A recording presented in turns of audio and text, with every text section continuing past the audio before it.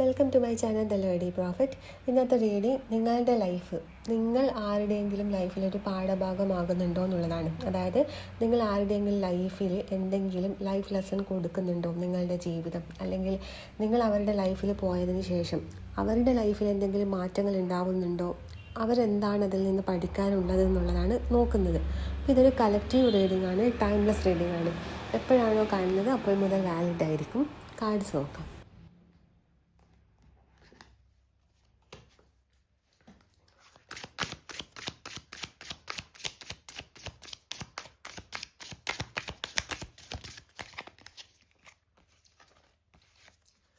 Queen of Pentacles, Ten of Pentacles,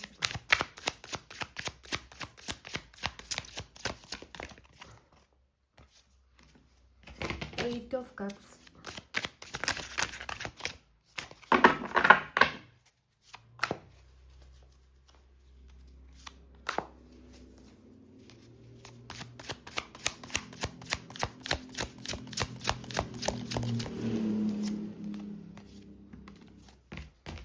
King of Pentacles,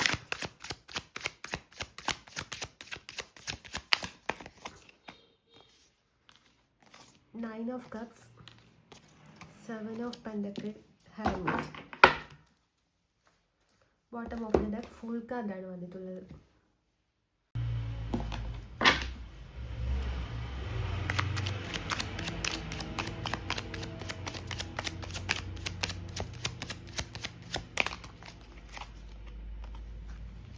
Flowering, Thunderbolt,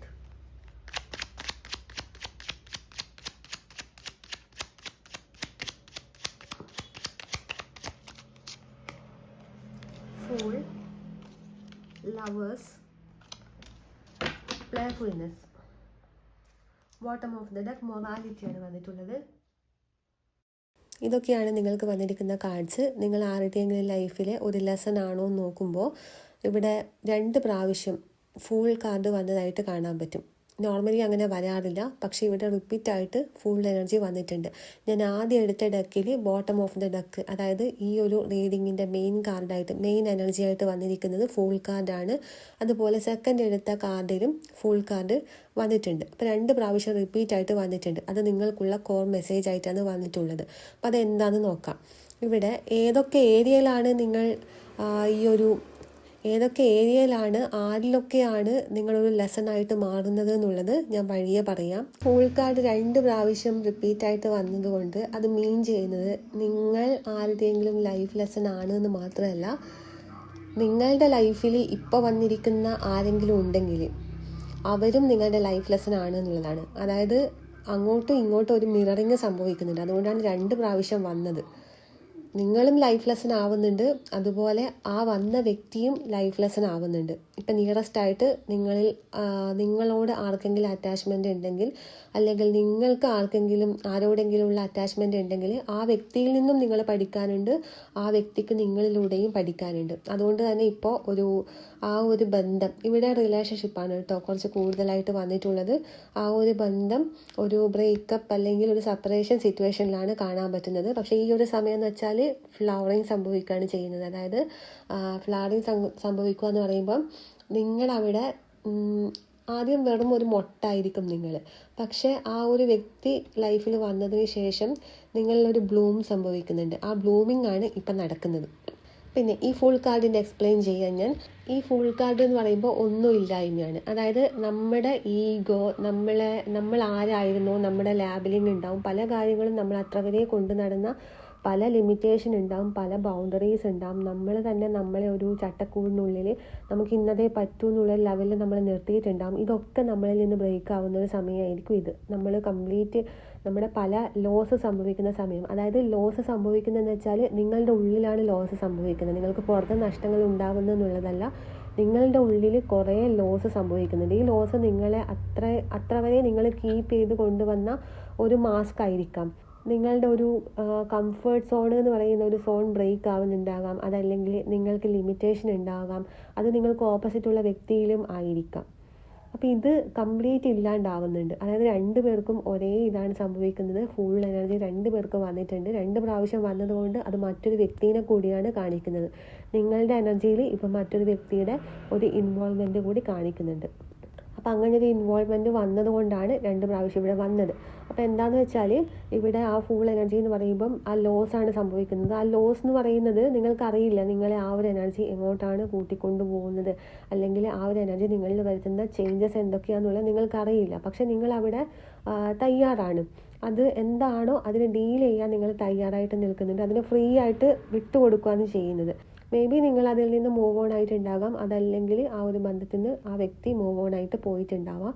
പക്ഷെ ആ move on ആവുന്നത് നിങ്ങളൊരു ഞാൻ പറഞ്ഞു ഫ്ലവറിങ് ആണ് എന്നുള്ളത്. അപ്പോൾ ആ ഒരു ബ്ലൂം ചെയ്യാൻ വേണ്ടിയിട്ടാണ്. ആ ഒരു സെപ്പറേഷനോ എന്താണെങ്കിലും 2 പേരിൽ ഇപ്പോൾ നടക്കുന്നത് ആ ഒരു ബ്ലൂമിങ് ആണ് നടക്കുന്നത്.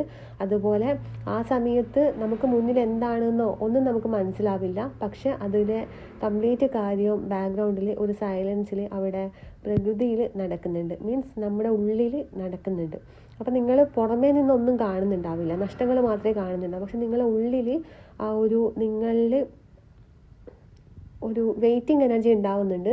ആ ഒരു വെയിറ്റിംഗ് എന്ന് പറയുന്നത് അതിൻ്റെ ഒരു ഫലത്തിന് വേണ്ടിയിട്ടുള്ളതാണ്. അതായത് നമ്മളൊരു കൃഷി ചെയ്ത് നമ്മൾ അതിൻ്റെ ഒരു ഫലത്തിന് വേണ്ടിയിട്ട് വെയിറ്റ് ചെയ്യുന്ന, നമ്മൾ അതിന് വേണ്ട കാര്യങ്ങളൊക്കെ കൊടുത്തു, പിന്നെ നമ്മൾ അതിന് വേണ്ടിയിട്ട് ആ ഒരു ഫലം കിട്ടാൻ വേണ്ടിയിട്ടുള്ള വെയിറ്റിംഗ് ആയിരിക്കും. അപ്പോൾ ആ ഒരു വെയിറ്റിംഗ് പീരീഡാണ് ഇപ്പോൾ കാണിക്കുന്നത്. അപ്പോൾ റീഡ് ചെയ്യുന്നത് നിങ്ങൾ ആരുടെയെങ്കിലും ലൈഫ് ലെസൺ ആണോ എന്നുള്ളതാണ്. 2 രീതിയിൽ നിങ്ങൾ ലൈഫ് ലെസൺ ആയിട്ട് വരുന്നുണ്ട്. ഒന്ന് നിങ്ങളുടെ ഫാമിലിയിൽ, അതാണ് ഇവിടെ 10 ഓഫ് പെൻറ്റക്കിൾസ് കാണിക്കുന്നത്. അതായത് നിങ്ങളുടെ പൂർവികമായിട്ട് ബന്ധപ്പെട്ട് നിൽക്കുന്നുണ്ട്. അത് നിങ്ങളുടെ പൂർവികരായിട്ട് എന്തോ ഒരു കർമ്മ പാഠം നിങ്ങൾ പഠിക്കാനുണ്ട്. അത് നിങ്ങൾ പഠിക്കാനുണ്ട് എന്നുള്ളതല്ല, നിങ്ങളിലൂടെ നിങ്ങളുടെ ഫാമിലിയിൽ അത് ക്ലിയർ ആവാനുണ്ട്, നിങ്ങളത് കൊണ്ടുവരുന്നുണ്ട് എന്നുള്ളതാണ് ഇവിടെ വന്നിട്ടുള്ളത്. അതുപോലെ രണ്ടാമത് വന്നിട്ടുള്ളത് നിങ്ങളുടെ റിലേഷൻഷിപ്പാണ്. അതുകൊണ്ടാണ് ഇവിടെ ലവേഴ്സ് കാർഡ് വന്നിട്ടുള്ളത്. ആദ്യം ഞാൻ എടുത്ത സ്പ്രെഡിൽ കംപ്ലീറ്റ് നിങ്ങളുടെ ഒരു ഫാമിലി വൈസാണ് വന്നിട്ടുള്ളത്. നിങ്ങളുടെ പൂർവികരുമായിട്ട് റിലേറ്റഡ് ആയിട്ടുള്ള കാര്യമാണ് വന്നിട്ടുള്ളത്.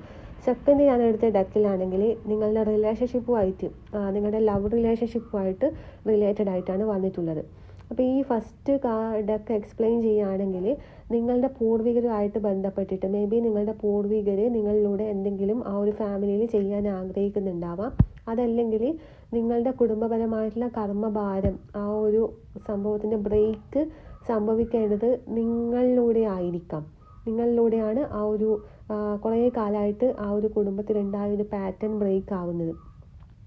അപ്പോൾ അങ്ങനെ ഒരു ചൂസ് ആൻഡ് സോളായിട്ടാണ് നിങ്ങൾ നിങ്ങളുടെ ഫാമിലിയിൽ വന്നിട്ടുള്ളത്. ചൂസൺ ആണ് എന്നുള്ളത് ഇവിടെ കാണിക്കുന്നുണ്ട്. അതുകൊണ്ട് തന്നെ നിങ്ങൾ ആ ഒരു ഫാമിലീൻ്റെ പല കാര്യങ്ങളിൽ നിന്നും ഡിറ്റാച്ച്ഡ് ആയിട്ടാണ് ഉണ്ടാവുക. അതായത് ഫാമിലിയിൽ നിന്ന് ഡിറ്റാച്ച്ഡ് ആയി എന്നല്ല, ആ ഫാമിലി കുറേ കാലമായിട്ട് ചെയ്തുകൊണ്ടിരിക്കുന്ന കാര്യങ്ങളായിരിക്കില്ല നിങ്ങൾ ചെയ്യുന്നത്. നിങ്ങൾ വേറെ ഒരു പ്രത്യേക രീതിയിലായിരിക്കും കാര്യങ്ങൾ കൈകാര്യം ചെയ്യുന്നത്.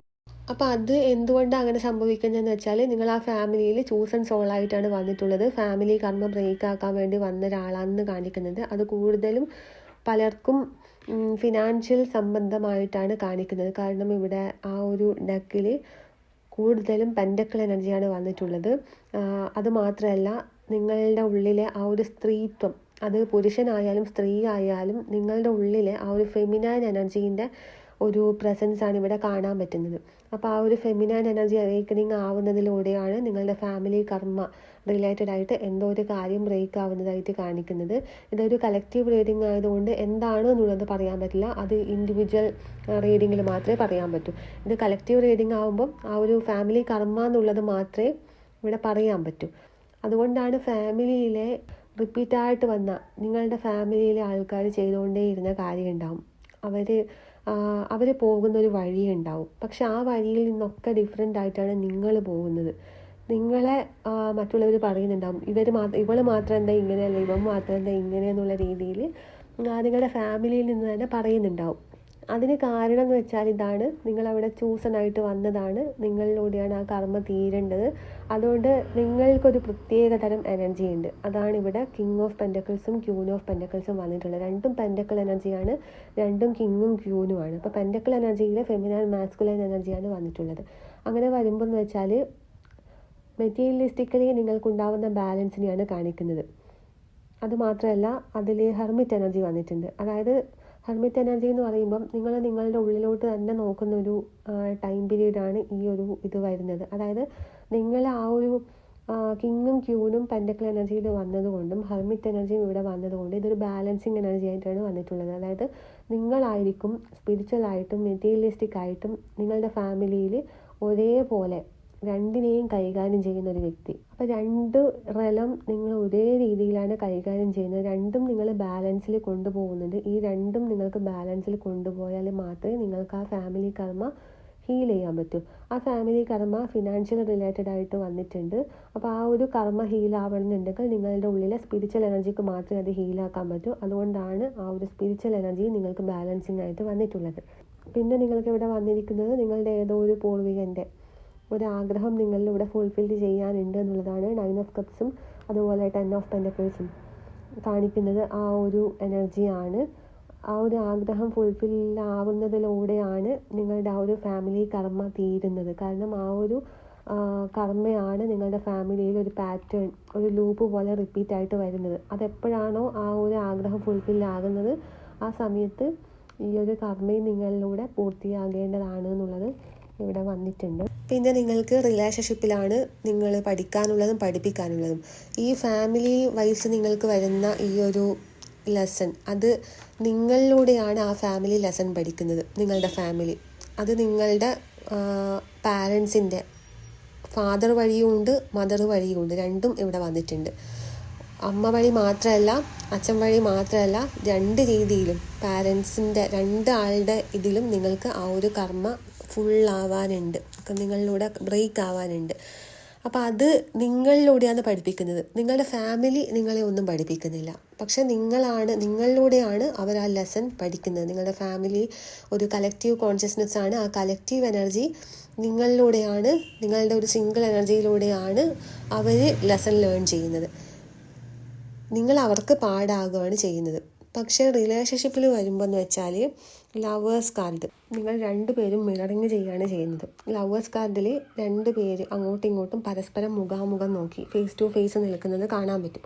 അത് കാണിക്കുന്നത് ആ മിററിങ്ങിനെയാണ് കാണിക്കുന്നത്. അതായത് രണ്ടു പേർക്കും ഒരുപോലെ പഠിക്കാനുണ്ട് എന്നുള്ളതാണ് കാണിക്കുന്നത്. നിങ്ങളിലൂടെ ആ വ്യക്തിക്കും പഠിക്കാനുണ്ട്, ആ വ്യക്തിയിലൂടെ നിങ്ങൾക്കും പഠിക്കാനുണ്ട്. അത് ഈഗോ ആണ് കാണിക്കുന്നത്. അതായത് നിങ്ങൾക്ക് രണ്ടു പേർക്ക് ആരെങ്കിലും ഒരാൾക്ക് ഈഗോ ഉണ്ടാവും, മേ ബി രണ്ടു പേർക്കും ഉണ്ടാവും. അപ്പോൾ ആ ഈഗോ നിങ്ങൾ എത്ര ഒരു കാലവും നിങ്ങൾക്ക് കുറേ ലിമിറ്റേഷൻ ഉണ്ടാവും, നിങ്ങൾക്ക് ഈഗോ ഉണ്ടാവും. നിങ്ങൾ ഇങ്ങനെയാണ് എന്നുള്ളത് സ്വയം വിലയിരുത്തി വച്ചിരിക്കുന്ന ആൾക്കാരായിരിക്കാം. അവരും അതുപോലെ തന്നെ ആയിരിക്കും. അതാണ് ഇവിടെ ബ്രേക്കായി പോകുന്നത്. തണ്ടർ ബോൾട്ട് കാണിക്കുന്നത് ആ ബ്രേക്കായി പോകുന്നതിനെയാണ് കാണിക്കുന്നത്. എന്നിട്ട് ഒരു പുതിയൊരു റീബേർത്ത് നിങ്ങൾക്ക് ഉണ്ടാവുകയാണ് ചെയ്യുന്നത്. നിങ്ങൾ എന്താണ് എന്നുള്ളത് നിങ്ങളും കണ്ടെത്തുന്നുണ്ട്, നിങ്ങളിലൂടെ ആ വ്യക്തിയും അവരെന്താണ് എന്നുള്ളത് കണ്ടെത്തുന്നുണ്ട്. പിന്നെ മൊറാലിറ്റി വന്നിട്ടുണ്ട്. മെയിൻ കാർഡ് അതാണ് വന്നിട്ടുള്ളത്. അതായത് നമ്മൾ ഒരു ബന്ധത്തിലായിരിക്കുമ്പം പാലിക്കേണ്ട മര്യാദകളുണ്ട്. അതുപോലെ നമ്മൾ പാലിക്കേണ്ടതായിട്ടുള്ള കുറേ കാര്യങ്ങളുണ്ട്. റെസ്പെക്റ്റ്, നമ്മൾ അങ്ങോട്ടും ഇങ്ങോട്ടും കെയർ ചെയ്യുക, നമ്മൾ ഇമ്പോർട്ടൻസ് കൊടുക്കുക, പ്രയോറിറ്റി കൊടുക്കേണ്ടതായിട്ടുള്ള കാര്യങ്ങൾ അവിടെ കൊടുക്കണം. അപ്പോൾ അത് രണ്ടുപേരും അങ്ങോട്ടും ഇങ്ങോട്ടും ചെയ്യണം എന്നുള്ളതാണ് കാണിക്കുന്നത്. ഒരാളെ മാത്രം നിങ്ങൾ മാത്രം അവിടെ അവൈലബിൾ ആയി നിന്നിട്ടോ നിങ്ങൾ മാത്രം അവിടെ ഇഫേർട്ട് ഇട്ടത് കൊണ്ടോ കാര്യമില്ല. ഓപ്പോസിറ്റ് സൈഡിൽ നിന്നും വരണം. ഇപ്പോൾ ഓപ്പോസിറ്റ് സൈഡ് ഇപ്പോൾ മടുത്ത് നിൽക്കുന്നതായിട്ടാണ് കാണിക്കുന്നത്. ഐ മീൻ ഒരു പ്ലേഫുൾ എനർജി ഈ ഒരു റിലേഷൻഷിപ്പിൽ വരുന്നുണ്ട്. അതുകൊണ്ട് തന്നെ എന്താ പറയുക, ഒരു മടുപ്പിക്കുന്ന തരം എനർജിയാണ് കാണിക്കുന്നത്. പക്ഷേ ഈ ഒരു മടുപ്പിക്കുന്ന തരം എനർജി എന്ന് വെച്ചാൽ ഇത് നിങ്ങളുടെ ഉള്ളിലെ മാറ്റങ്ങൾ, അതായത് ഈ സമയം സൈലൻസ് ആണ് വേണ്ടത്. ഈ സമയം പ്രത്യേകിച്ച് ഒന്നും നടക്കില്ല. I mean right partner wrong time വരുക എന്നൊക്കെ പറയുമല്ലോ, അതുപോലെ റൈറ്റ് പാർട്ട്ണറാണ് പക്ഷെ വന്നത് റോങ് ടൈമാണ്. റോങ് ടൈം എന്ന് പറയാൻ പറ്റില്ല. ആ വ്യക്തിയിലൂടെ പഠിക്കേണ്ട പാഠങ്ങളുണ്ട്, ആ പാഠങ്ങൾ പഠിപ്പിക്കാൻ വേണ്ടിയിട്ടാണ് വന്നത്.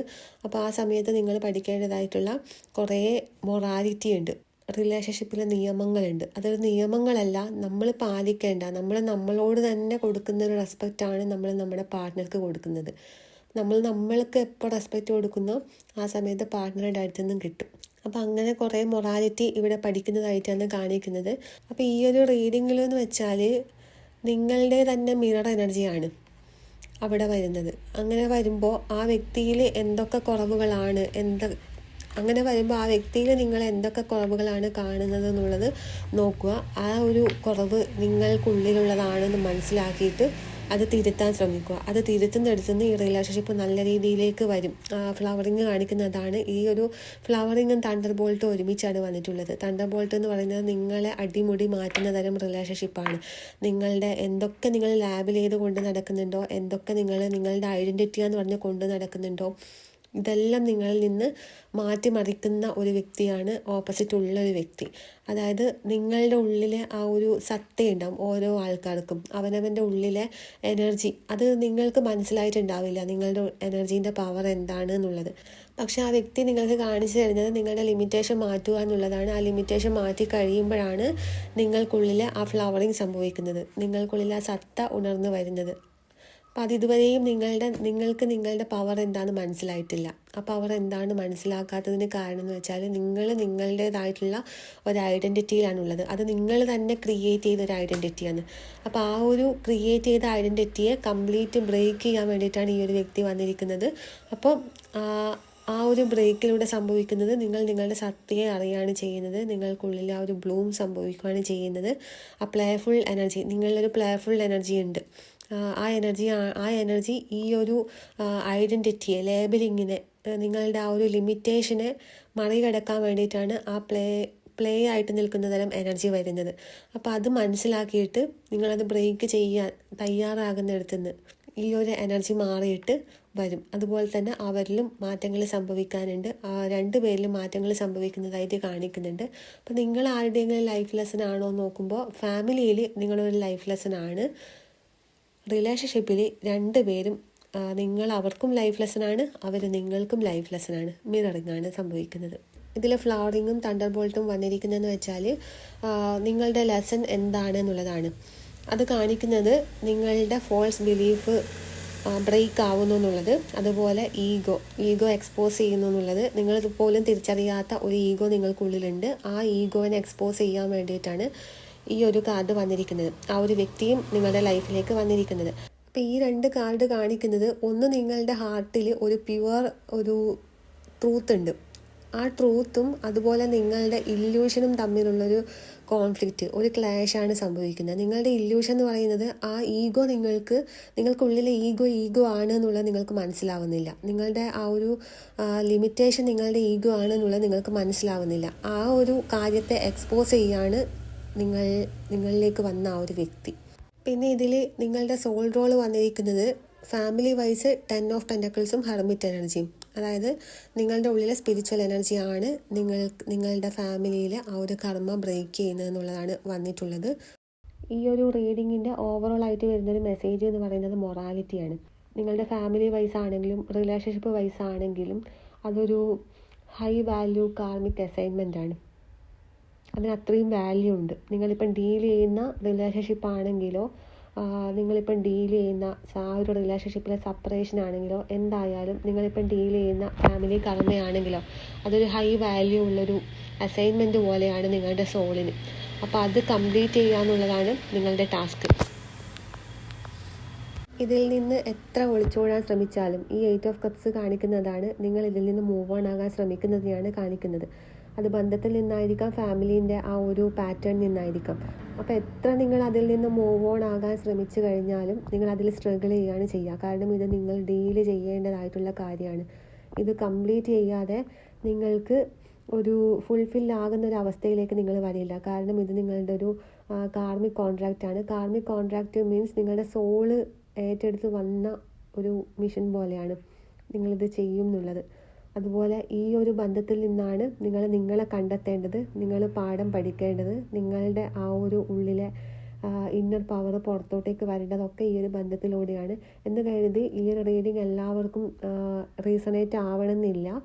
നിങ്ങൾ ഏതെങ്കിലും ഒരു തെറ്റായ ഒരു ബന്ധത്തിൽ കുടുങ്ങി പോകുന്നുണ്ടെങ്കിൽ അത് ഈ റീഡിങ് കേട്ടത് കൊണ്ട് മാത്രം അത് റൈറ്റ് ആണ് എന്നുള്ളത് നിങ്ങൾ വിലയിരുത്താൻ പാടില്ല. നിങ്ങൾ ചിന്തിക്കണം, നിങ്ങളിപ്പം ഡീൽ ചെയ്തുകൊണ്ടേ ഇരിക്കുന്ന ആ ഒരു റിലേഷൻഷിപ്പിൽ ആ ഒരു വ്യക്തിൻ്റെ എനർജി എന്താണെന്നുള്ളത്. ആ ഒരു വ്യക്തിക്ക് പോസിറ്റീവ് എനർജി ഉണ്ട്, ആ ഒരു വ്യക്തി ചീറ്റിംഗ് അല്ല, ആത്മാർത്ഥതയുണ്ട്, ജെനുവിൻ ആണ് എന്നുള്ളൊരു ഫീലിങ്സ് നിങ്ങൾക്ക് ഉറപ്പിച്ച് പറയാൻ പറ്റുമെങ്കിൽ മാത്രം ഈ ഒരു റീഡിങ് നിങ്ങൾ വാല്യൂ കൊടുത്ത് എടുക്കുക. അതല്ലെങ്കിൽ ആ ഒരു വ്യക്തി നിങ്ങളെ ചീറ്റ് ചെയ്യുകയാണെന്നോ ആ ഒരു വ്യക്തിക്ക് ആത്മാർത്ഥതയില്ല, നല്ലൊരു ഗുഡ് എനർജി അല്ല നിങ്ങൾക്ക് ഫീൽ ചെയ്തിട്ടുണ്ടെങ്കിൽ അത് മൂവ് ഓൺ ചെയ്ത് പോകേണ്ടതായിട്ടുള്ളൊരു ബന്ധമാണ്. ഒരിക്കലും ആ ഒരു ബന്ധത്തിൽ, അങ്ങനെയുള്ള ബന്ധത്തിൽ സ്റ്റക്കായിട്ട് നിൽക്കാൻ പാടില്ല. പക്ഷേ ഇവിടെ ഒരു 90% ആൾക്കാർക്കും ഈ ഒരു റീഡിങ് റീസണേറ്റ് ആയിട്ട് വരാനുള്ള ചാൻസ് ഉണ്ട്. അങ്ങനെ ഒരു എനർജിയാണ് ഇവിടെ വന്നിട്ടുള്ളത്. പിന്നെ നിങ്ങൾക്ക് വന്നിരിക്കുന്ന ഒരു മെസ്സേജ് എന്ന് പറയുന്നത്, നിങ്ങൾ ഒന്നിനു വേണ്ടിയും വെയിറ്റ് ചെയ്ത് നിൽക്കണ്ട. അതായത് വെയിറ്റിംഗ് എനർജി നിങ്ങളിൽ പിന്നെയും ബ്ലോക്ക് ഉണ്ടാക്കുകയാണ് ചെയ്യുന്നത്. നിങ്ങൾ ആക്ഷൻ എടുക്കേണ്ടതായിട്ടുള്ള സിറ്റുവേഷൻ ഉണ്ടെങ്കിൽ നിങ്ങൾ ആക്ഷൻ എടുക്കണം. അത് നിങ്ങളിലേക്ക് വരുന്നു കരുതി വെയിറ്റ് ചെയ്ത് നിൽക്കാൻ പാടില്ല. ആക്ഷൻ എടുക്കേണ്ട സ്ഥാനത്ത് ആക്ഷൻ എടുക്കണം ആ ഒരു സിറ്റുവേഷനിൽ. അതല്ല നിങ്ങൾ വിട്ടുകൊടുക്കേണ്ട, നിങ്ങളിപ്പോൾ ഒന്നും ചെയ്യേണ്ടതായിട്ടുള്ള സിറ്റുവേഷൻ അല്ലെങ്കിൽ ഒന്നും ചെയ്യേണ്ട. ഒരിക്കലും വെയിറ്റിംഗ് എനർജി ഇന്ന് കിട്ടും നാളെ കിട്ടും, ഇന്ന് വരും നാളെ വരും എന്നുള്ള രീതിയിൽ ഒരിക്കലും വെയിറ്റിംഗ് എനർജിക്ക് നിൽക്കാൻ പാടില്ല. ആ വെയിറ്റിംഗ് എനർജി നിങ്ങൾക്ക് നേരെ ഓപ്പോസിറ്റ് റിസൾട്ടാണ് ഉണ്ടാക്കുക. കാര്യങ്ങൾക്ക് എല്ലാത്തിനും ബ്ലോക്കാണ് ഉണ്ടാക്കുക. അതുകൊണ്ട് വിട്ടുകൊടുക്കേണ്ടതാണെങ്കിൽ അതിനെ സറണ്ടർ ചെയ്തിട്ട് വരുന്ന സമയത്ത് വരട്ടെ, കിട്ടുന്ന സമയത്ത് കിട്ടട്ടെ എന്നുള്ള രീതിയിൽ നിൽക്കുക. അതല്ല നിങ്ങൾ ആ ഒരു കാര്യത്തിൽ ആക്ഷൻ എടുക്കേണ്ട സമയമാണെങ്കിൽ, നിങ്ങളുടെ കംഫർട്ട് സോണും ബ്രേക്ക് ചെയ്ത് നിങ്ങൾ ആക്ഷൻ എടുക്കേണ്ടതാണെങ്കിൽ ആ ഒരു ആക്ഷൻ എടുക്കുക. വെയിറ്റിംഗ് എനർജിയിൽ നിൽക്കാൻ പാടില്ല എന്നാണ് പറഞ്ഞു വന്നത്. അപ്പോൾ ഇതൊക്കെയാണ് നിങ്ങളുടെ റീഡിങ്. ഈ റീഡിങ്ങിൽ നിങ്ങൾ കേട്ട കാര്യങ്ങൾ നിങ്ങളുടെ സിറ്റുവേഷനായിട്ട് മാച്ച് ആവുന്ന രീതിയിൽ നിങ്ങൾക്ക് റീസണേറ്റ് ആയിട്ടുണ്ടെങ്കിൽ ഇതിൽ പറഞ്ഞ കാര്യങ്ങൾ താല്പര്യമുണ്ടെങ്കിൽ ഫോളോ ചെയ്ത് നോക്കുക, മാറ്റങ്ങൾ കാണാൻ പറ്റും.